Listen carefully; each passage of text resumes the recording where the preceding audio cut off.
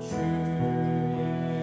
보좌로 나아갈 때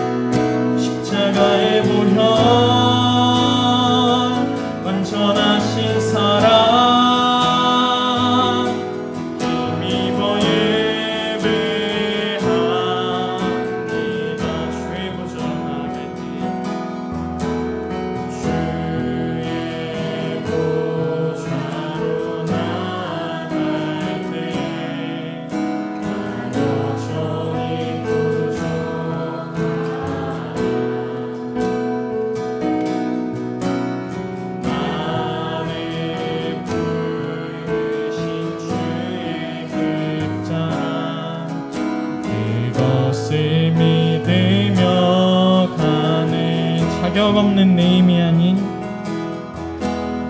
자격 없는 내 힘이 아닌 오직 예수님의 보혈로 자격 없는 힘이 아닌 자격 없는 내 힘이 아닌 오직 예수님의 보혈로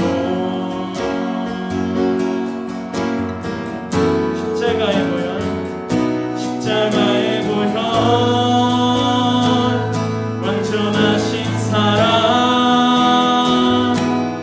힘입어 나갑니다. 십자가의 보혈 완전하신 사랑 힘입어 예배합니다. 십자가의 보혈 완전하신 사랑 힘입어 나갑니다.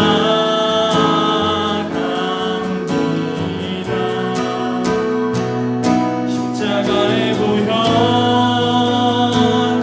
완전하신 사랑 힘입어 예배합니다.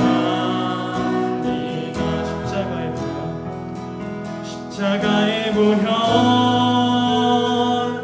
완전하신 사랑 힘입어 나갑니다.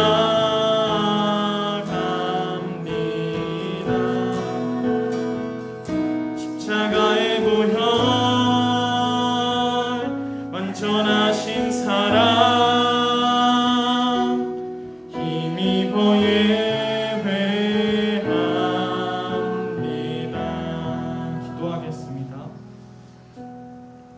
아버지, 이 시간 우리가 함께 찬양할 수 있게 이 자리에 모일 수 있게 해주심에 감사합니다. 주님, 이 시간 우리가 고백한 찬양의 가사처럼 우리가 다른 무엇으로 주님 앞에 예배드리고 또 나아가는 것이 아니라 예수님의 십자가의 은혜로 나아갈 수 있음을 믿습니다.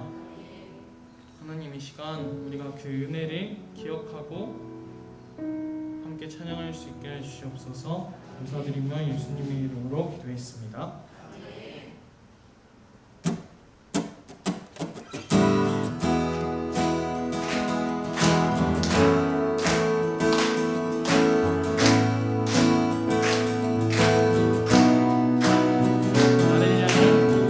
나를 향한 주의 사랑, 산과 바다에 넘치니 내 마음 열 때 주님 나에게 참 자유 주시네.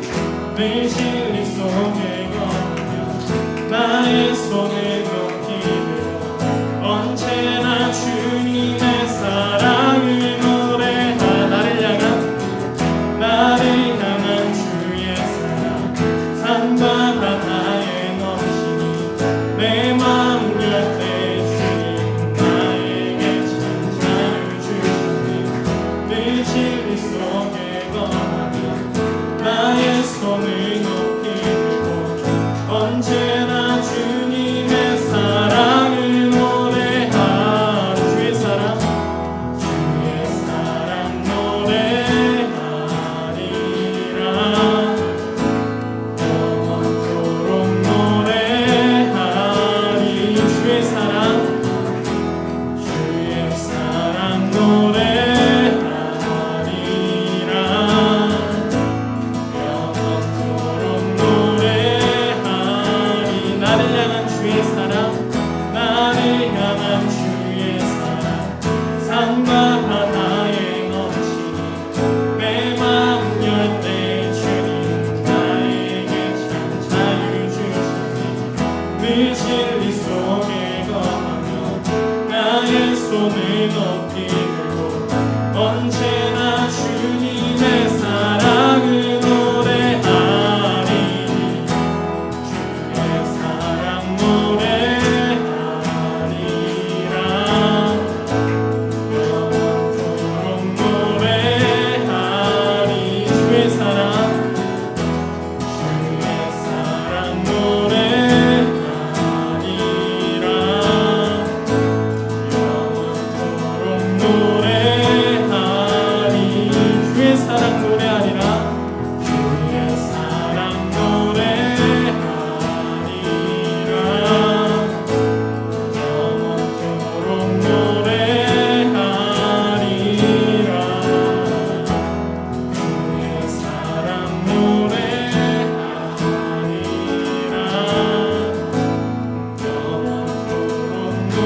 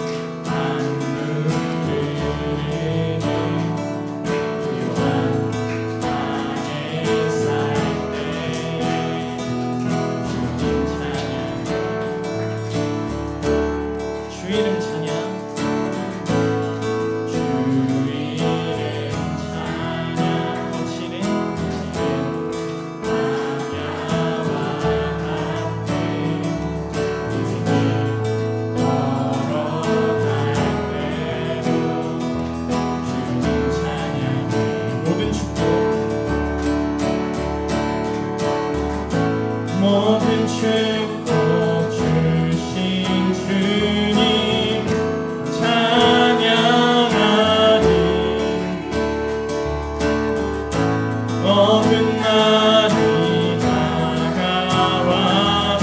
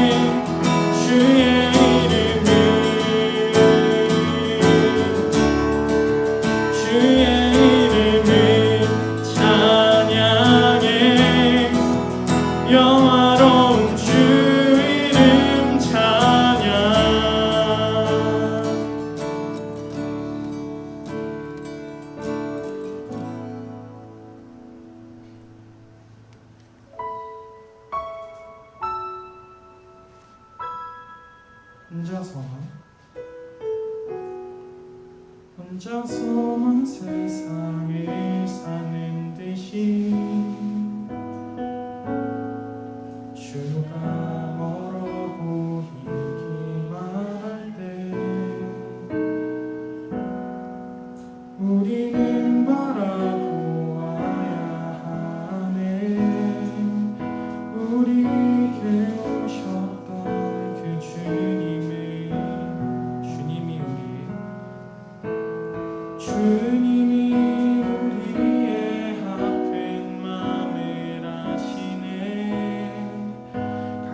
가까이서 우리의 아픔에 공감하시네. 우리 가운데 찾아오셨던 그 주님이 우리의 모든 상황에 공감하시네. 주님이 우리의 아픈 마음을 아시네. 가까이서 우리의 아픔에 공감하시네.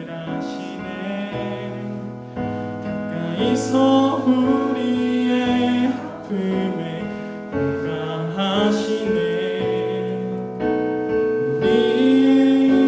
가운데 찾아오셨던 그 주님이 우리의 모든 상황에 공감하시네.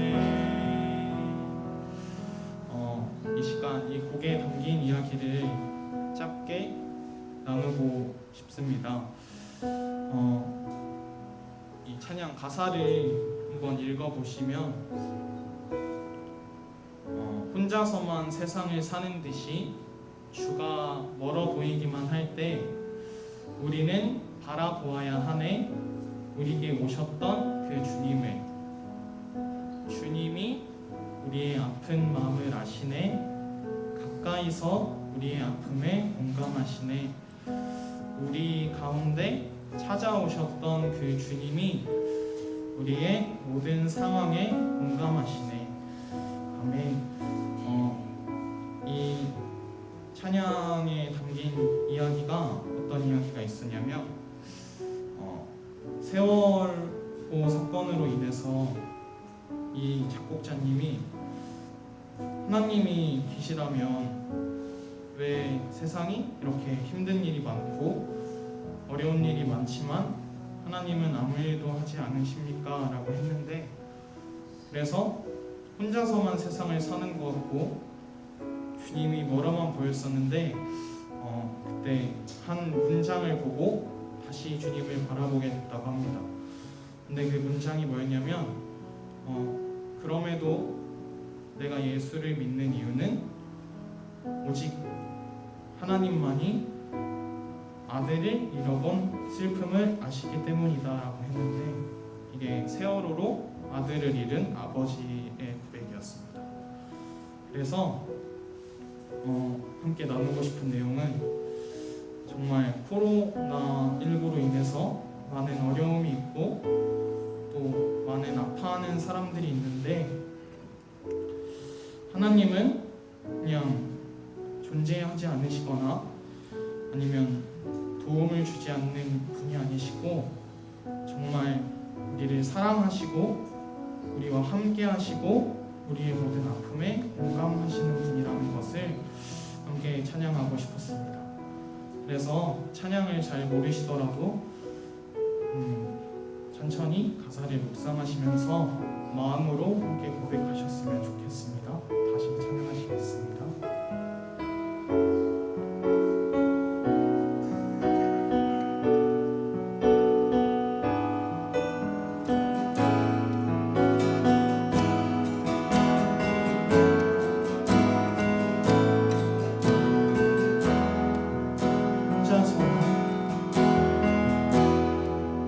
혼자서만 세상을 사는 듯이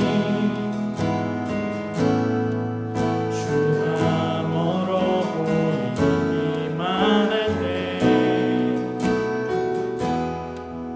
우리는 바라보아야 하네. 우리에게 오셨던 그 주님을 혼자서만 세상을 사는 듯이 혼자서만 세상을 사는 듯이 주가 멀어 보이기만 할 때 우리는 바라보아야 하네.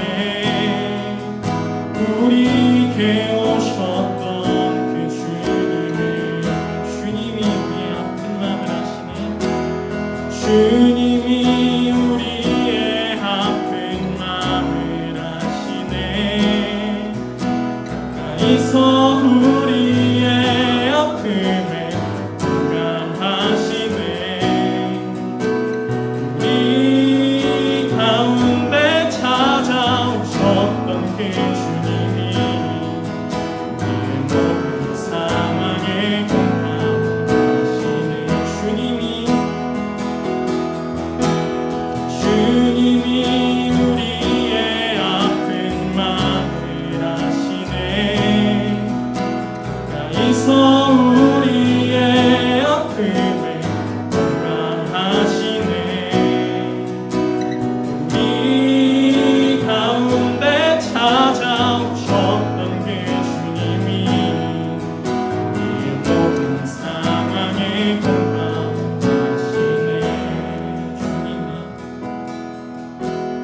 주님이 우리의 아픈 마음을 아시네. 가까이서 우리의 아픔에 공감하시네. 우리 가운데 찾아오셨던 그 주님이 우리의 모든 상황에 공감하시네. 혼자서만 세상을 사는 듯이 혼자서만 세상을 사는 듯이 주가 멀어 보이기만 할 때 우리는 바라보아야 하네. 우리 깨우셨던 그 주님을. 기도하겠습니다. 하나님 아버지, 감사합니다.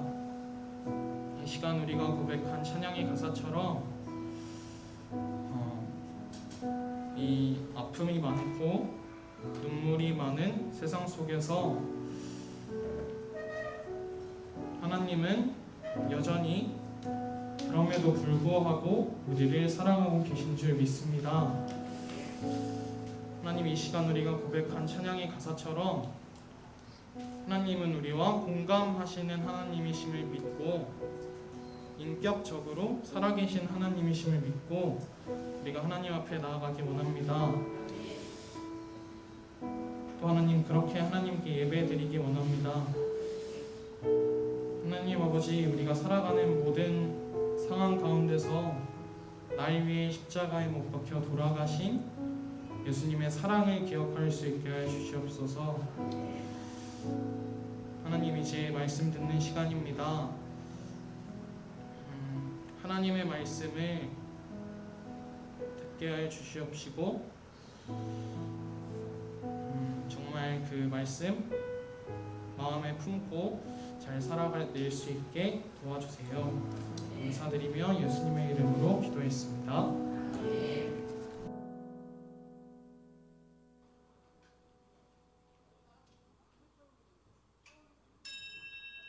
다같이 목도하심으로써 3일 예배당 앞에 영광을 돌리겠습니다.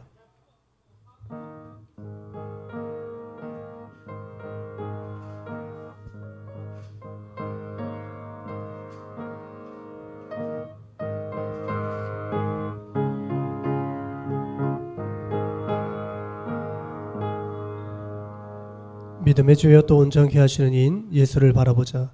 그는 그 앞에 있는 기쁨을 위하여 십자가를 참으사 부끄러움을 개의치 아니하시더니 하나님 보좌 우편에 앉으셨느니라. 아멘. 우리를 온전케 하시고 또 우리의 믿음을 경고케 하시는 주님을 바라보며 오늘도 믿음으로 주 앞에 나오게 하심을 감사합니다. 오늘 예배를 통해서 살아계신 하나님을 만나게 도와주시고 또 우리의 모든 문제를 주 앞에 고할 때에 하나님의 말씀을 통해서 응답받는 귀한 시간 될 수 있도록 역사하여 주옵소서. 우리의 마음을 온전히 이 제단 위에 드려지는 귀한 시간 되게 도와주옵소서. 감사하며 예수님의 이름으로 기도합니다. 아멘. 우리 찬송가 29장 찬송합니다. 찬송가 29장입니다.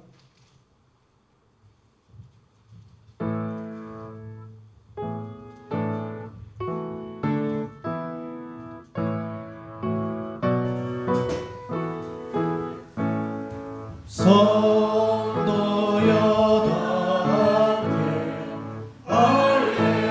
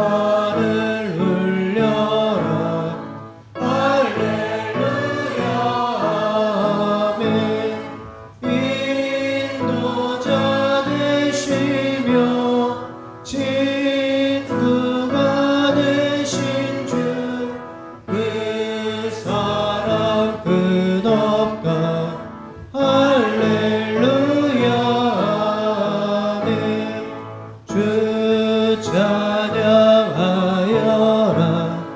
할렐루야 아멘. 찬양은 끝없다. 할렐루야 아멘. 거룩한 집에서 주은 종기리며 늘 찬송 부르자. 할렐루야 아멘. 우리 다같이 사도신경으로 신앙 고백드립니다.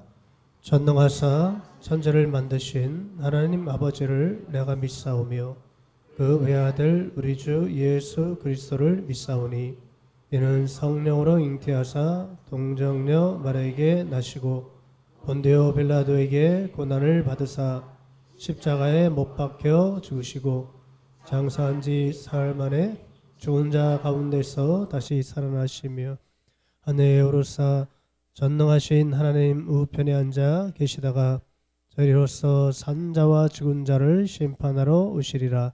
성령을 믿사오며 거룩한 공예와 성도와 서로 교통하는 것과 죄를 사하여 주시는 것과 몸이 다시 사는 것과 영원히 사는 것을 믿사옵나이다. 아멘.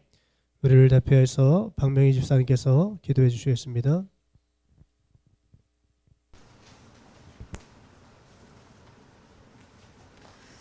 그러므로 형제들아 내가 하나님의 모든 자비하심으로 너희를 권하노니 너의 몸을 하나님이 기뻐하시는 거룩한 산 제물로 드리라.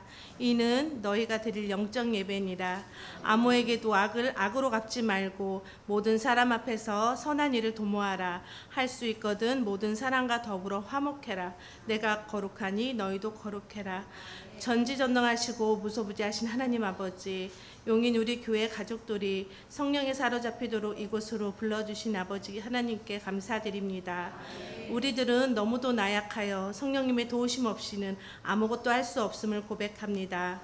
주님은 우리들이 함께 머무는 곳 어디에나 함께 계시고 도우신다는 사실을 두려움이 아닌 평안과 위로로 받는 성도들이 되게 해주세요. 우리가 당하는 환난은 주님이 가까이 부르시는 신호이고 주님의 위로와 은혜를 경험하는 기회임을 알게 하시고 그럴 때마다 예수님이 그리스도이심을 고백하게 하시며 머릿속에 말씀을 가슴에 새기게 하시고 몸으로 반응하는 자들 되게 해주세요. 서문학 교회와 빌라델비아 교회처럼 책망 없이 칭찬만 듣는 용인 우리의 교회가 되게 하시고 화평함으로 거룩함을 나타내는 성도들이 되게 해주세요. 예배가 시작되는 시간입니다. 말씀 전하시는 목사님께도 성령 충만하게 하시어 말씀 듣는 우리 성도님들 주님이 보시기에 착하고 충성된 종으로서 그 어디에나 그리스도와 연합하여 성령에 사로잡히는 자들 되게 해주심을 믿고 감사드리며 예수 그리스도의 이름으로 기도드립니다. 아멘.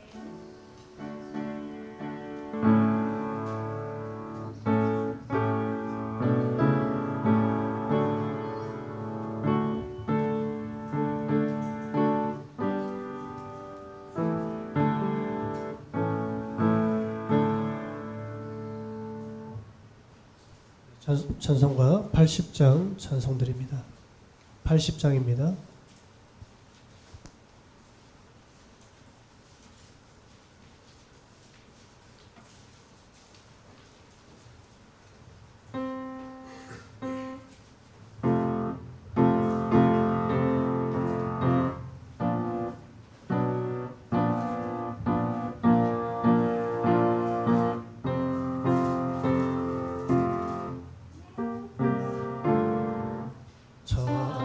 천지에 있는 이름 중 귀하고 높은 이름 주 나시기 전 지으신 그 주의 이름 예수 주 앞에 내가 엎드려 그 이름 찬송하는 내 귀에 들린 말씀 중 귀하신 이름 예수 주 십자가에 달릴 쓰임대로 저 유대인의 왕이요 곧 우리 왕이시라. 주 앞에 내가 엎드려 그 이름 찬송함은 내 귀에 들린 말씀 중 귀하신 이름 예수. 지금도 살아 계셔서 언제나 하시는 일 나 같은 죄인 부르사 참 소망 주시도다.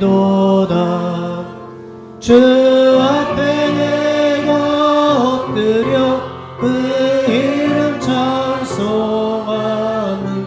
내 귀에 들린 말씀 중 귀하신 이름 예수. 주 예수께서 영원히 어제나 오늘이나 그 이름으로 우리에게 참 복을 내리신다. 주 앞에 내가 엎드려 그 이름 찬송함은 내 귀에 들린 말씀 중 귀하신 이름 예수. 아멘.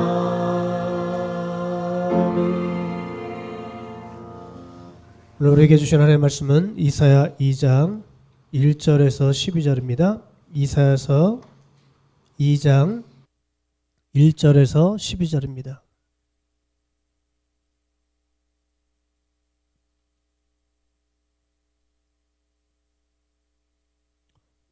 구약성경 967면입니다. 이사야 2장 1절에서 12절입니다.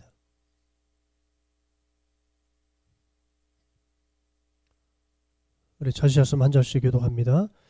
아모스의 아들 이사야가 받은 바 유다와 예루살렘에 관한 말씀이라.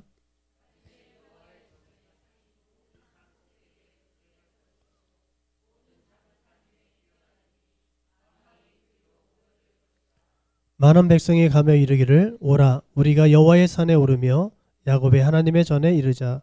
그가 그의 길을 우리에게 가르치실 것이라. 우리가 그 길로 행하리라 하리니 이는 율법이 시온에서부터 나올 것이요 여호와의 말씀이 예루살렘에서부터 나올 것임이니라.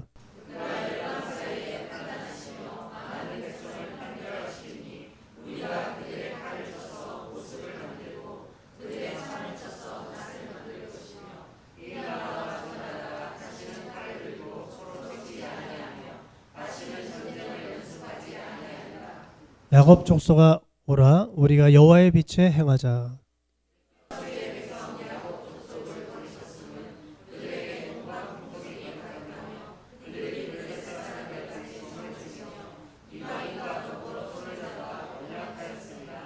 그 땅에는 은금이 가득하고 보화가 무한하며 그 땅에는 마필이 가득하고 병거가 무수하며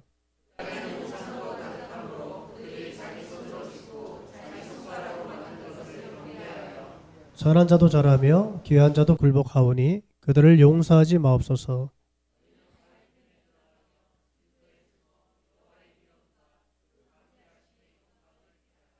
그날에 눈이 높은 자가 낮아지며 교만한 자가 굴복되고 여호와께서 홀로 높임을 받으시리라. 대저 만군의 여호와의 날이 모든 교만한 자와 거만한 자와 자고한 자에게 임하리니 그들이 낮아지리라. 아멘. 오늘 특성은 우리 청년부에서 나오셔서 특성하겠습니다.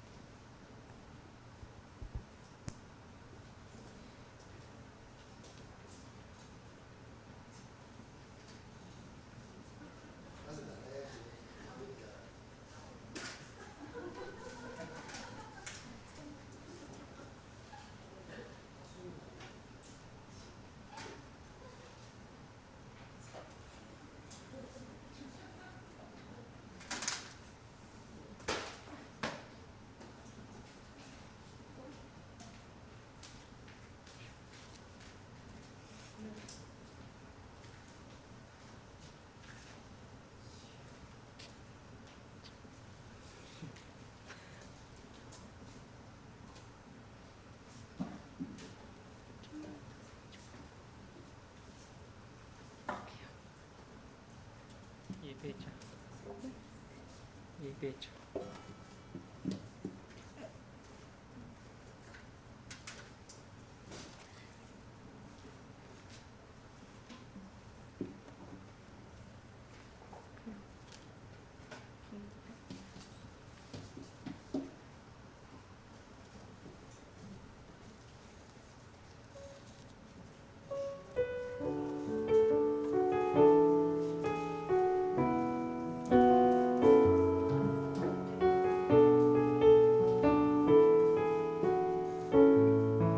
아무도 예배하지 아무도 예배하지 않는 그곳에서 주를 예배하리라. 아무도 찬양하지 않는 그곳에서 주를 찬양하리라. 누구도 헌신하지 않는 누구도 헌신하지 않는 그곳에서 주께 헌신하리라. 누구도 증거하지 않는 그곳에서 주를 증거하리라. 내가 받는 모든 땅 주를 예배하게 하소서. 주의 보혈로 덮어지게 하소서. 내가 선이고 주의 거룩한 곳 되게 하소서. 주의 향기로 물들이소서. 내가 받는 모든 땅 주를 예배하게 하소서. 주의 보혈로 덮어지게 하소서. 내가 선이고 주의 거룩한 곳 되게 하소서. 주의 향기로 물들이소서.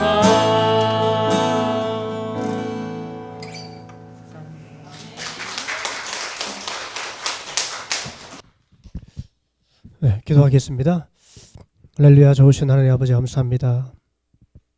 세상은 혼돈하며 또 흑암중이 있다 할지라도 우리 믿는 하나님의 자녀들에게 성령과 또 말씀의 빛을 비춰주셔서 진리를 깨닫게 하시며 진리를 사모함으로 주 앞에 모이게 하심을 감사합니다. 오늘 청년부의 찬양을 받아주시고 정말 하나님의 진리로 물들이는 거룩한 하나님의 자녀 백성 될 수 있도록 축복하여 주옵소서. 오늘도 말씀을 통해서 깨닫게 하시며 또 이 악한 세대를 분별하여 또 우리가 주님 나를 사모하며 바라보며 또 오늘도 마음의 중심을 붙들길 원합니다. 주님 성령으로 교통하여 주시고 성령으로 역사하여 주옵소서. 감사하며 예수님의 이름으로 기도합니다. 아멘. 할렐루야. 우리 옆 사람 한번 축복하면서 인사합시다. 오늘도 승리합시다. 인사합니다. 예배의 승리자가 되시길 주의 이름으로 축원합니다. 오늘 말씀의 제목은 여호와의 날입니다. 지난주 이제 우리가 이제 1장 내용을 이제 봤는데요. 1장에서는 하나님께서 재판을 이제 거시는 그런 장면이 나오고 있습니다. 그래서 이스라엘 백성들, 율법을 가진 이스라엘 백성들이 형식화된 그런 신앙생활과 또 윤리가 타락하고 또 노골적으로 우상 숭배에 빠짐으로 말미암아 하나님께서 심판관이 되셔서 또 심판하시는 그런 내용들이었는데요. 오늘은 이제 연속해서요. 우리가 이제 생각해야 될 것은 바로 이제 오늘 2절에 보면요. 항상 하나님의 심판대에 다가오는 것이 있습니다. 그것은 바로 회복이죠. 그래서 진정한 회복이 무엇인가? 그것을 한번 생각해 볼 때 진정한 회복은 진정한 부흥이란 것은 바로 말씀을 통해서 이루어지는 그것이 진짜 부흥이고 우리가 사모해야 할 부흥이 되는 줄 믿습니다. 말씀의 부흥 운동이 일어나야 되는 것이죠. 오늘 2절을 한번 읽겠습니다. 말일에 여호와의 전에 산의 모든 산 꼭대기에 굳게 설 것이요 모든 작은 산 위에 뛰어나리니 만방이 그리로 모여들 것이라. 아멘. 여기서 보면 하나님 말씀을 듣기 위해서 바로 예루살렘, 하나님의 성전이 세워진 예루살렘에 이제 시온산에 모여들 것을 예언하고 있습니다. 만방이 모여든다 그랬습니다. 만방이란 것은 이방 사람들을 의미하는 것입니다. 이스라엘을 제외한 모든 민족 사람들을 의미하는 것입니다. 그들이 말씀을 사모하고 말씀을 듣기 위해서 이제 그 모여드는데 그 모여든 그 성전산이요 모든 작은 산 위에 뛰어나게 될 것이다. 여러분 교회는 세상의 으뜸이 되는 줄 믿습니다. 사실 그 시온산 해봐야 그렇게 높지가 않습니다. 해발 뭐 7, 800m밖에 안 돼요. 여러분 세상에 높은 산이 얼마나 많습니까? 그럼에도 불구하고 왜 만방 위에 뛰어난 산이 될 수밖에 없냐? 바로 거기에는 하나님의 성전이 있기 때문에 그렇습니다. 바로 거기에는 하나님의 말씀이 있기 때문에 그런 줄 믿습니다. 오늘 용인 우리 교회가 이 세상에 으뜸이 되는 줄 믿습니다. 이곳에 진리의 말씀이 있고 또 이곳에 진리의 말씀을 듣고자 사모하여 모인 성도들은 바로 가장 높은 곳에 지금 있다는 것입니다. 그래서 만방이 그리로 모여들 것이다.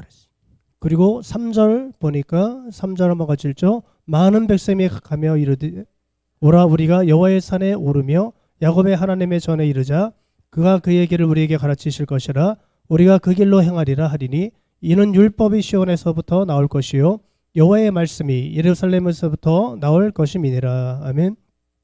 자, 많은 백성이요 이제 예루살렘 성전을 향해서 가면서 말한다는 것입니다. 뭐라고 말합니까? 오라 우리가 여호와의 산에 오르며. 원래 이 말은 누가 해야 되는 겁니까? 이스라엘 백성들이 해야 될 말이었어요. 그런데 이스라엘 백성들은 정말 하나님의 말씀을 등지고 살고 우상숭배에 빠져 있으며 또 그들은 관심이 없습니다. 그들은 진리의 귀를 기울이지 않습니다. 오히려 이방인들이 깨어나서 하나님의 말씀을 사모해서 정말 우리가 함께 하나님의 말씀을 들으러 가자. 그래서 이방인들로부터 말씀의 부흥운동이 일어나기 시작했습니다. 이것이 바로 역사적으로 예언된 이 말씀이 이루어졌어요. 이미 이루어졌다는 걸 우리는 알고 있습니다. 사도행전 2장에 보면은 나와 있지 않습니까? 그 전 세계에 흩어졌던 디아스포라 유대인들이 오순절날 예루살렘에 다 모였습니다. 그때 마가다락방에서 기도했던 120명의 예수의 제자들이 성령의 불을 받자마자 광장으로 뛰쳐나가서 예수 그리스도를 증거했습니다. 그리고 그 가운데 베드로가 설교할 때 3,000명, 5,000명이 회개하면서 돌아오는 역사가 일어났고 그들이 다시 전 세계로 흩어져서 가는 곳마다 교회를 세우고 부흥의 역사가 일어난 줄 믿습니다. 그래서 예수님께서 말씀하셨어요. 마태복음 24장 14절에 보면 세상 끝이 언제냐? 천국 복음이 모든 민족에게 증언되기 위하여 온 세상에 전파되리니 그제야 끝이 오리라. 이 마지막 때 이 끝은요. 말씀이 증거될 때 온 열방에 온 세상에 말씀이 선포되고 증거될 때 그때 이제 예수님이 오시는 거예요. 그날이 바로 여호와의 날이라는 것입니다. 세계의 말씀이 복음화가 일어날 때 여러분 어떻겠습니까? 자, 그때 일어나는 현상입니다. 여러분 말씀의 부흥이 일어났을 때 나타나는 현상입니다. 자, 우리는 이것을 사모해야 됩니다. 4절입니다. 같이 한번 읽죠. 그가 열방 사이에 판단하시며 많은 백성을 판결하시리니 무리가 그들의 칼을 쳐서 보습을 만들고 그들의 창을 쳐서 낫을 만들 것이며 이 나라와 저 나라가 다시는 칼을 들고 서로 치지 아니하며 다시는 전쟁을 연습하지 아니하리라. 아멘. 그런 말씀을 통해서 말씀을 듣고 예수 그리스도를 영접하고 구원받은 하나님의 백성들이 하나님의 나라를 이루며 사는 그 나라는 평화가 있다는 것입니다. 오늘 우리 용인 우리교회 공동체 안에 하나님의 평안이 임해야 될 줄 믿습니다. 우리가 이 말씀의 부흥을 이룰 때 말씀을 배우고 또 말씀을 가르치고 우리가 이 말씀으로 우리가 바르게 세워나갈 때 우리 가운데는 싸움이 그치게 되는 것입니다. 더 이상 전쟁 연습을 하지 않는다는 것입니다. 서로 미워하지 않는다는 것입니다.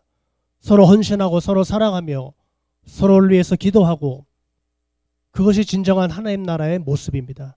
하나님께서 우리에게 말씀을 주신 이유가 있습니다. 목적은요, 하나님 나라를 세우기 위해서입니다. 말씀대로 순종하며 말씀대로 살아갈 때 하나님의 나라 천국이 우리 가운데 이루어지는 줄 믿습니다. 전 세계 복음이 전파되는 곳마다 어떤 일이 일어났습니까? 회복의 역사가 일어났습니다. 치유의 역사가 일어났습니다. 원수를 사랑하고 원수를 용서하고 축복하며, 그리고 상한 자를 또 위로하고 또 우리가 치유하는 그런 역사들이 나타난 줄 믿습니다. 그래서 이 날이 하나님의 날입니다.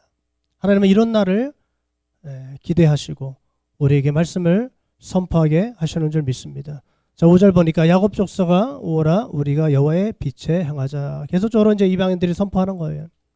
자, 그래서 이 땅끝이 어디냐 했을 때 많은 사람들이 땅끝이 어디냐 도대체. 복음이 예루살렘에서부터 시작됐잖아요. 근데 진짜 땅끝은요, 예루살렘이에요. 유대인들이 땅끝입니다. 그들은 예수 그리스도를 믿지 않습니다. 그냥 선지자의 한 사람으로 여깁니다. 진정한 구원자라고 메시아라고 믿지 않습니다. 근데 지금요, 우리 한국 선교사들이 이제 예루살렘에 가서 이제 이스라엘 땅에 가서 복음을 오히려 그들에게 예수 믿으라고 전합니다. 그래서 그들 가운데 회개하고 돌아오는 그런 사람들이 지금 늘어나고 있다고 합니다. 특별히 젊은 사람들 중에서. 그래서 자, 이것이 이제 복음이 두루 전파됐을 때 이제 하나님의 빛이 그들에게 임함으로 말미암아 우리 그들이 이제 예루살렘이 회복되고 이스라엘 백성들이 회복되기를 우리가 기도해야 될 줄 믿습니다. 자, 그런데 이 세상은 어떻습니까? 자, 우리가 6절부터 보면요, 이제 21절까지는 하나님의 심판에 대한 말씀이고 예언입니다. 하나님이 이 세상을 심판할 수밖에 없는 이유에 대해서 말하고 있습니다. 오늘 6절을 같이 한번 읽겠습니다. 주께서 주의 백성 야곱 족속을 버리셨으면 그들에게 동방 풍습이 가득하며 그들이 블레셋 사람들 같이 점을 치며 이방인과 더불어 손을 잡아 언약하였습니다. 7절 8절도 있죠. 그 땅에는 은금이 가득하고 보화가 무한하며 그 땅에는 마필이 가득하고 병과가 무수하며 그 땅에는 우상도 가득하므로 그들이 자기 손으로 짓고 자기 손가락으로 만든 것을 경배하며. 아멘. 지금 말씀을 받은 이스라엘 백성들이 말씀대로 살지 않는 모습을 보고 있습니다. 그래서 그들이 이제 하나님의 심판을 받을 수밖에 없는 이유는요, 동방 풍습이 그 땅에 가득했다 그랬어요. 그리고 점을 치는 사람들이 늘어났습니다. 그리고 이방인과 더불어서 결혼하고 그렇게 이제 구별 없는 삶, 거룩한 삶을 살지 못하고 그렇게 뒤섞이는 삶, 세상화되는 삶이죠. 타락한 삶을 살고 있었다는 겁니다. 그런데 7절에 보면요, 그 땅에 가득한 게 있었어요. 그것이 뭐냐면 화면 한번 띄워주실래요? 자, 은금이 가득했다 그랬어요. 이제 역사는요, 되풀이되거든요. 모든 나라의 흥망성쇠, 전 세계의 역사는요, 다 똑같습니다. 그래서 이제 복음이 들어가면요, 이제 사람들이 어떻게 해요? 복을 받게 됩니다. 하나님의 빛을 받고 지혜를 얻어서 나라가 발전되고, 그죠? 그래서 예수 믿는 사람들이 늘어남으로써 복을 받지만 우리가 이제 1단계로 하는 것이 있어요. 그게 뭐냐면 은금을 계속 쌓는 일을 한다는 것입니다. 그래서 이게 1단계예요. 그래서 여러분, 복을 받으면 우리가 나누고 베풀어야 되는데 그것을 막 계속 자기를 위해서 쌓는 거예요. 그걸 저축하는 거예요. 빌딩을 세우고 또 집도 한 채 가지고 안 돼요. 2채, 3채. 어떤 사람 지난번에 이제 제가 들은 얘기인데 목현동에 이제 그 아는 분이 이사를 갔는데 그 건물, 그 빌라를 사가지고 들어갔는데 거기 어떤 그 사람이 젊은 사람인데 살고 있는데 세상에 집이 300채가 있다는 거예요. 자기 집이 전국에 300채를 갖고 있대요. 그러니까 이 사람들이요, 쌓기 시작하는 거예요. 이것이 바로 심판의 징조라는 거죠. 두 번째 단계입니다. 두 번째 단계는 좀 넘겨주세요. 이제 뭐가 또 이제 그 다음 금은보화를 쌓은 다음에 이제 그들이 또 이제 하는 일이 있어요. 그게 뭡니까? 마필과 병거를 많이 둔다. 이게 7절의 말씀이잖아요. 마필과 병거는 무엇입니까? 바로 힘을 상징하죠. 그러니까 내가 가진 재산을 이제는 지키는 단계, 지키려고 노력하는 단계, 권력을 손잡아서, 그죠? 권력을 이렇게 이용해서, 정치가들을 이용해서 끌어들여서 어떻게 해요? 내가 가진 부를 지키고, 내가 가진 그 정말 명예를 지키고, 지금 이것이요 한국에서 일어나는 일이에요. 사람들이 복을 받으면요 그 다음 단계가 뭐예요? 권력을 잡으려고 하는 것입니다. 권력의 힘을 이용하는 것입니다. 심지어는 교회들도 그렇다는 겁니다. 교회들도 그래요. 정치가들을 자꾸만 개입시킵니다. 자꾸 끌어들여서 이용합니다. 서로 이용하는 것이죠. 선거철 되면 그것이 교회들마다 나타납니다. 이것이 무서운 일이라는 거예요. 하나님께서는요 절대로 말을 많이 사오지 말라 그랬어요. 애굽에서. 절대로 세상 힘을 의지하지 말라. 세상 권력을 의지하지 말라. 하나님을 의지하라. 하나님을 믿어라. 자꾸 눈에 보이는 것을 쌓기 시작합니다. 부자들의 특징이 뭐예요? 그 정말 그 집에 가보면은 삼엄하죠. 굉장히 전기 철조망을 하고 CCTV를 달고 그걸로 또 안 돼요. 맹견을 갖다 풀어놓고 그것도 안 돼요. 경호원들을 배치해놓고 2중, 3중, 4중으로 철통망언을 하는 거예요. 자기 재산 지키려고. 자기 생명 지키려고. 그리고 마지막 단계입니다. 그것이 바로 우상 숭배에 빠진다는 겁니다. 역사는요 항상 이 과정을 거쳐서 왔다는 겁니다. 그리고 우상 숭배에 빠지는 것은 여러분 그 우상 숭배가 뭐예요? 오늘 말씀해 보면요 사람들이 만든 거예요. 사실은 그 우상은요 아무것도 아니라는 것입니다. 오늘 우리가 8절을 한번 다시 한번 읽겠습니다. 그 땅에는 우상도 가득하므로 그들이 자기 손으로 짓고 자기 손가락으로 만든 것을 경배하며 자기를 위해서요. 자기 손으로 만든 자기 손가락으로 만든 그 우상을 그죠? 그 나무를 가져다가 우상을 만드는데 반은 우상을 만들어서 그걸 섬기고 또 반은 뭐예요? 밥 지어 먹는데 땔감으로 쓰는 거예요. 그게 우상이라는 겁니다. 내가 만든 거예요. 누굴 위해서 만들었어요? 자기를 위해서. 그래서 우상 숭배 빠지는데 이것은 너무나도 어리석은 것이죠. 그래서 여기서 보면은 결국 하나님께서 이제 우상 숭배에 빠져 있는 이들을 심판하시는데 여러분 우리 이제 한국을 한번 되돌아보면요. 우리 한국이 복음이 충만했었잖아요. 지금은 어떻습니까? 우상이 충만해졌어요. 복음이 충만한 게 아니라 우상이 충만해졌어요. 그래서 어떻게 하면 성공할까? 어떻게 하면 행복하게 살 수 있을까? 어떻게 하면 내 자식이 잘 될까? 전부 다 초점이 어디로 갔어요? 물론 그것도 중요하지만 하나님보다 다른 것을 더 귀하게 여기고 그리고 교회들도 마찬가지. 우리가 초점을 잃어버렸다는 것입니다. 그래서 이제 우리가 보면 이제 세계적인 통계거든요. 이제 복음이 들어가서 이제 사람들이 이제 잘 이제 살게 되죠. 하나님 복을 주셔서 나라가 발전하고 막 그래서 이제 국민소득이 한 2만 불 이상, 2만 5천 불 이상 넘어가면 그때부터는 기독교가 쇠퇴기에 접어든다는 거예요. 이게 유럽도 그랬고요. 지금 미국도 그랬고요. 다 한 2만 5천 불 정도 되면 그래도 좀 어느 정도 살만하거든요. 이제 우리가 이제 3만 불 시대잖아요. 우리 한국이. 지금 우리는 이미 쇠퇴기에 벌써부터 접어들었죠. 그리고 교회 움직이는 시스템이 뭘로 움직입니까? 은금으로 움직여요. 돈으로 교회를 좌우지합니다. 모든 시스템을 돈 가지고 다스린다는 겁니다. 그리고 이제 변질과 타락이 와요. 여러분 WCC 그 좀 아시는 분들 있을 거예요. 저도 이제 교회마다 다 이렇게 책자가 와가지고 보게 됐는데 정말 경악스러운 장면들이 있지 않습니까? 그 종교 통합 운동이에요. 다른 것이 아닙니다.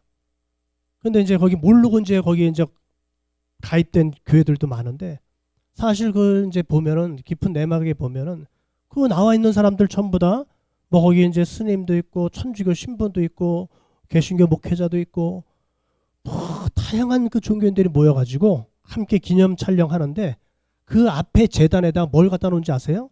자기가 믿는 신의 그 조각물을 갖다 놓는 거예요. 개신교 목사는 십자가를 갖다 놓습니다. 그러면 죽은 뭐를 갖다 놓을까요? 목탁을 갖다 놓는 거예요. 천주교 신부, 묵주를 갖다 놓고, 예를 들면 그걸 그렇게 모아놓고요, 거기서 기념 촬영을 하더라고요. 이게 얼마나 끔찍한 일이에요. 여러분, 우리는 절대로 하나님만을 섬겨야 될 줄 믿습니다. 일치운동, 통합운동, 그죠? 하나 되는 운동, 이거를 빌미로 해가지고 통합을 시키는데 결국 그들은요, 다른 종교도 인정하는 거예요. 뭐를 인정하냐면 불교에도 구원이 있다, 이걸 인정하는 거예요. 다른 종교에도 구원이 있으니까. 마치 우리가 등산을 하면은 등산로가 다 틀리죠. 근데 결국은 어디서 만나요? 정상에서 같이 만난다는 거예요. 그거를 그렇게 비유해서 결국은 다 구원 받는다는 거예요. 어떤 걸 믿어도. 이게 얼마나 참 진리에서 벗어났습니까? 너무 무서운 시대예요. 그래서 이 소용돌이가 지금 한국을 휩쓸고 갔는데요. 우리가 이제 보면은, 자, 이제 바트 어만이라는 사람이 기독교는 어떻게 역사의 승자가 되었는가라는 책을 썼는데, 여기 이제 오늘 제가 이제 그 극동방송인가요? 그 듣다가 이렇게 딱 이게 귀에 딱 들어왔어요. 그래서 제가 이제 메모도 하고 이제 좀 인터넷 들어가서 자료도 좀 봤거든요. 딱 4가지를 얘기합니다. 기독교가 지금 보면요, 기독교가 한참 부흥될 때가 있었어요. 예수님 이제 승천하시고 30년쯤에 이제 기독교가 이제 사도들 그리고 여제자들을 통해서 이제 그 전파가 되기 시작했죠. 근데 300년 만에요, 기독교인 숫자가 200에서 300만 명으로 부흥됐답니다. 300년 만에. 그리고 100년이 지나서 400년 됐을 때는요, 3천만 명으로 부흥이 됐어요. 강대국 로마를 기독교 국가로 만들고 오늘날 기독교 숫자가 20억 정도의 신자가 있다는 거예요. 그러니까 그 모든 종교 중에서 가장 그 종교인이 많은 숫자가 된 것이죠. 이것이 어떻게 이렇게 일어났는가? 거기에 보면요, 기독교가 어떻게 이렇게 역사의 승자가 될 수 있었을까? 이거는 뭐 세계사에 유례가 없는 일인데, 첫째는요, 배타성 때문에 그렇답니다. 그럼 배타성이 뭐죠? 우리는 다른 종교 인정하지 않잖아요. 다른 종교에 구원이 있다고 절대 인정하지 않잖아요. 오직 구원은 예수 그리스도를 통해서 구원받는 줄 믿습니다. 그리고 사회 안전방이 된 공동체 정신. 그러니까 우리가 이제 그 하나님의 가족이고, 그죠? 용인 우리 교회 식구들이 예수 안에서 하나가 되어가지고 서로를 지켜주고, 서로를 도와주고, 서로 협력하고, 이 공동체 정신 때문에 기독교는 다른 종교를 이겼다는 거예요. 다시는 로마에 얼마나 많은 신들이 있었어요. 그런 것들 다 이겼다는 겁니다. 그리고 지속적인 전도, 계속적으로 복음을 전파함으로써 그렇게 됐습니다. 마지막은요, 높은 윤리성입니다. 우리 기독교의 그 가르침의 한 반 정도는요, 전부 다 윤리적인 강령이에요. 그죠? 우리가 살인하지 말라, 간음하지 말라, 이웃의 것을 탐내지 말라, 이웃을 사랑하고, 그리고 어떻게 덕을 세우고, 전부 다 그런 윤리적인 건데 최고의 윤리잖아요. 그래서 이것 때문에 기독교는 부흥이 됐었다는 거예요. 근데 이제 반대로 생각해 보세요. 지금 어떤 일이 일어납니까? 지금 배타성이 사라졌다는 거예요. 종교 통합 운동하면서, WCC 운동하면서, 그리고 공동체 정신이 점점 사라지고 있다는 거예요. 교회 안에서도 어떻게 해요? 나 홀로 신앙인들이 많다는 겁니다. 나만 잘 믿으면 돼. 다른 사람 상관없이. 그래서 또 전도는 어떻게 되고 있죠? 지금 전도에 핍박을 받죠. 전도 못하게 지금 법으로도 만들려고 하고요. 이제 전도지 돌리면 이제 또 걸리는 거예요. 미국처럼 막 벌금을 때리기도 하고, 성경을 들고만 다녀도 벌금을 내야 되고, 그런 시대가 오고 있어요. 그리고 윤리적인 것은 어떻게 되죠? 기독교가 추락해가지고 좀 사회적인 지탄을 받기 시작하는 겁니다. 자, 이것을 트리니티 대학 알츠 교수가 80년도에 한국을 위해서 기도하라고 경고했다는 거예요. 미리 80년도에. 우리 80년도는 한국이 가장 크게 붕됐을 때거든요. 근데 그때 이제 현대 자동차에서 이제 미국에 처음으로 이제 아반떼 자동차를 이제 엑셀로 이름 해가지고 이제 수출을 했답니다. 그래서 엑셀 자동차가 미국 사람들에게 많이 막 팔리는 거예요. 그때 그 알츠 교수라는 사람이 위험하다 한국. 그때 우리가 기독교가 가장 번성할 때였어요. 부흥이 되고 교회마다 막 부흥되는 시점이었어요. 한국 교회를 위해서 기도하라. 왜? 역사는 되풀이된다는 것을 이분은 꿰뚫고 있었던 것입니다. 결국은 한국 기독교는 쇠퇴할 것이다. 그러니까 그걸 경고하면서 왜? 나라가 발전되면서 은금을 쌓기 시작하고 또 그것을 지키려고 권력을 그죠? 이용하고 정치를 이용하고 또 어떻게 돼요? 그 다음 단계는 우상숭배에 빠지는 거예요. 근데 그 교수님의 우려대로 지금 됐다는 겁니다. 이게 너무나도 심각한 일이라는 것입니다. 자, 우리가 이제 한 가지 이제 우리가 이제 소망을 가질 것은 딱 하나밖에 없다는 거예요. 그건 뭐냐면요. 오늘 말씀의 제목 같은 같이 여호와의 날을 기다려야 한다는 것입니다. 오늘 이제 하나님께서 이 세상을 우상으로 가득한 이 세상을 심판하시는데 여호와의 날이 임하면 하나님께서는 모든 것을 다시 회복시키고 그리고 회복시키기 전에 먼저 하시는 것이 심판이라 했어요. 그래서 이 심판은요.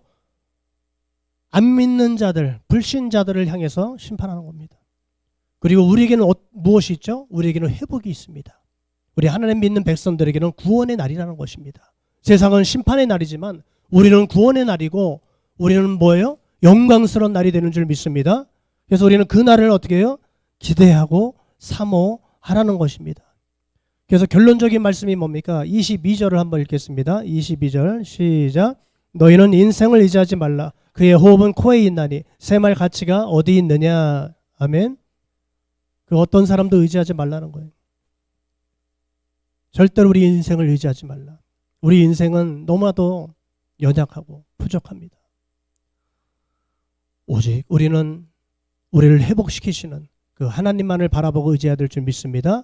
그래서 우리가 여호와의 날을 기다려야 되는데 성경은 이렇게 말하죠. 사모하라고. 베드로서 3장 12절에 보니까 하나님의 날이 임하기를 바라보고 간절히 사모하라. 그날에 하늘이 불에 타서 풀어지고 물질이 뜨거운 불에 녹아지려니와. 주님의 날을 사모하시기를 주의 이름으로 축원합니다. 두 번째는 받을 상급을 기대하라는 것이죠. 디모데후서 4장 8절에 보니까 이제 후로는 나를 위하여 의의 면류관이 예비되었으므로 주곧 의로우신 재판장이 그날에 내게 주실 것이며 내게만 아니라 주의 나타나심을 사모하는 모든 자에게도니라. 자, 이제 이 의로우신 재판장이 우리에게 임하실 때 우리에게 의의 면류관을 주신다는 거예요. 여러분, 그 면류관을 우리가 받아야 될 줄 믿습니다. 그리고요, 우리는 두려워할 필요가 없다는 겁니다. 데살로니가후서 2장 2절에 보니까 영어로나 또는 말로나 또는 우리에게서 받았다 하는 편지로나 주의 날이 이르렀다고 해서 쉽게 마음이 흔들리거나 두려워하거나 하지 말아야 한다 그랬어요. 여러분, 내일 세상이 멸망하고 내일 세상이 심판당하고 여러분 그렇다 할지라도 우리는 절대 흔들리거나 두려워할 필요가 없는 줄 믿습니다. 우리는 우리의 자리를 지키고 믿음을 지키고 우리는 깨어서 기도하고 주님을 사모함으로 기다려야 되는 것입니다. 그리고 우리가 해야 할 일이 있습니다. 세상을 향해서 나팔을 불라는 것이죠. 요엘서 2장 1절에 보니까 시온에서 나팔을 불며 나의 거룩한 산에서 경고의 소리를 질러 이 땅 주민들로 다 떨게 할지니 이는 여호와의 날이 이르게 됨이니라. 이제 임박하였으니. 우리가 이제 이 말세를 보면서 우리가 이제 되어지는 환경들을 보면서 우리는 세상을 향해서 우리는 깨어 있어서 그들에게 경고의 나팔을 불어야 된다는 것입니다. 이제 얼마 남지 않았다는 거예요. 그래서 오늘 말씀을 마칩니다. 우리가 이제 오늘 정말 우리가 이 쇠퇴해가는 이 기독교 전 세계적으로 쇠퇴해가고 있는데 저는 정말 주의 종으로서 정말 기대하는 것이 하나 있습니다. 주님 오시기 직전에 한번 대부흥의 역사가 일어났으면 좋겠다. 그런 마음을 가지고 그날에 쓰임받을 수 있다면 우리가 다시금 복음의 횃불을 들고 전 세계를 향해서 지금 다 길이 막혔어요. 그러나 다시 한번 하나님께서 열어주실 날이 온다면 우리가 전 세계를 향해서 나아가서 복음을 전했으면 좋겠다. 그런 기대감을 가지고 있습니다. 그래서 우리 남북한이 또 통일돼야 되잖아요. 우리 오늘 시간 말씀을 한번 붙잡고 한번 기도했으면 좋겠어요. 하나님의 날이 오기 전에 하나님 백성들이 돌이키기를 원합니다. 깨닫길 원합니다. 우리 주님을 사모하길 원합니다. 우리 간절한 마음으로 우리 찬송가 303장입니다. 303장 찬양하겠습니다.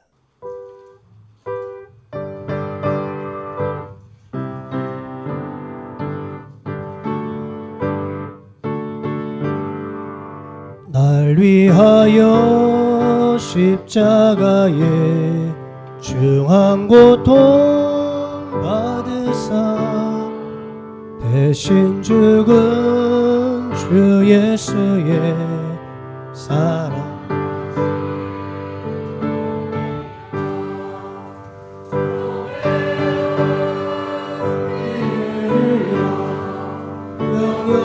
영영주는 죄에서 불속함을 받으니 어찌 찬양하갈까 예수 안에 믿음으니 한량없이 즐겁고 주 성령의 위로하니 마음속에 자도나 저물과 소리 같은 은혜로 그 말씀 끊임없이 듣느니 어찌 찬양하갈까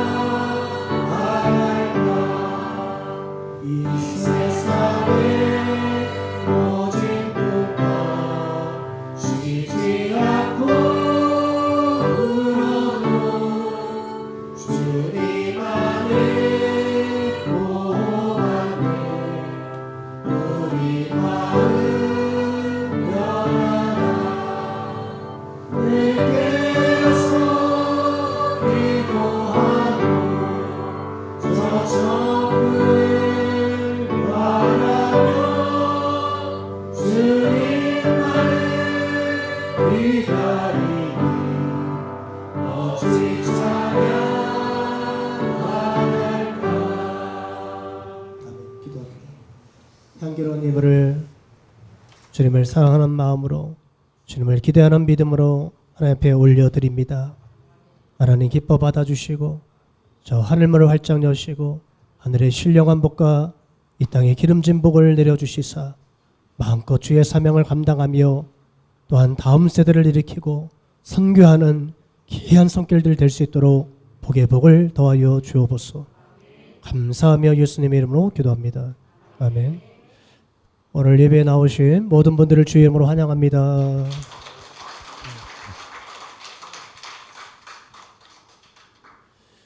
네, 여러분 지금 이 한국교회를 위해서 우리가 기도해야 될 줄 믿습니다. 지금 뉴스 보신 분들은 다 아실 겁니다. 지금 금요일부터 이제 공식적인 예배만 남겨놓고 교회 모든 모임과 또 식사는 법적으로 강제 조치로 금한다고 합니다. 만약에 어겼을 때 또 책임자가 벌금을 물어야 한다고 합니다.